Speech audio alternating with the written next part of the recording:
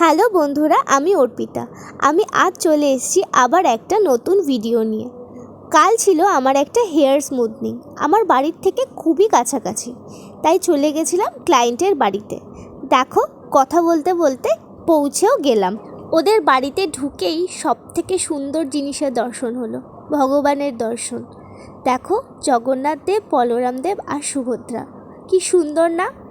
এরপর আমি চুলটা ভালো করে ওর ওয়াশ করে নিয়েছিলাম, সেটার ভিডিও করা হয়নি। এবার আমি ড্রায়ার দিয়ে ভালো করে ব্লো ড্রাইং করে ওর হেয়ারটা পুরো 100% শুকিয়ে নেব, যাতে কোনো রকম কোনো ভেজা ভাব না থাকে। আমার পুরো হেয়ারটা খুব ভালো করে ড্রাই করা হয়ে গেছে।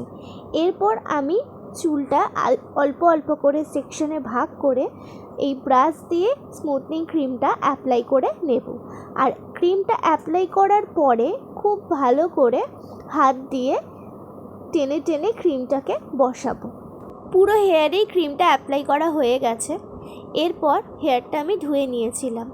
তারপরে ভালো করে ব্লো ড্রায়ার দিয়ে ভালো করে ব্লো ড্রাইং করে 100% আমি ড্রাই করে নেব, কারণ 100% ড্রাই হওয়াটা কিন্তু খুবই ইম্পর্ট্যান্ট। পুরো চুলটা ড্রাই হয়ে গেছে। এবার আমার পালা আয়রনিংয়ে। দেখো, আমি খানিকটা আয়রনিং করেও নিয়েছি, তারপর আমি ভিডিওটা চালু করেছি। খুব পাতলা পাতলা সেকশন নিয়ে নিয়ে ভালো করে কিন্তু আয়রনিংটা করতে হবে। যত ভালো পাতলা সেকশন হবে তত ভালোভাবে আয়রনিং হবে, আর ওতে হেয়ারটা সুন্দর হবে, ফিনিশিংটাও কিন্তু খুব সুন্দর আসবে। তাই খুব পাতলা পাতলা হেয়ার নিয়ে আমি ধীরে ধীরে ভালো করে আয়রনিংটা করে নিচ্ছিলাম। আমি দেখো খুব ভালো করে নিউট্রালাইজিং করে নিয়েছি। এটাও কিন্তু স্মুথনিংয়ের একটা খুব গুরুত্বপূর্ণ পার্ট। এবার ফাইনাল রেজাল্ট তোমরাই দেখো। দেখো চুলটা কত সুন্দর ফিনিশিংয়ে এসছে আর কত শাইন করছে হেয়ারটা। যেহেতু ওর চুলটা কালার করা ছিল, তাই চুলটা খুব সুন্দর লাগছিল ওর দেখতে। আর তোমরাই দেখো কতটা শাইন এসছে চুলে।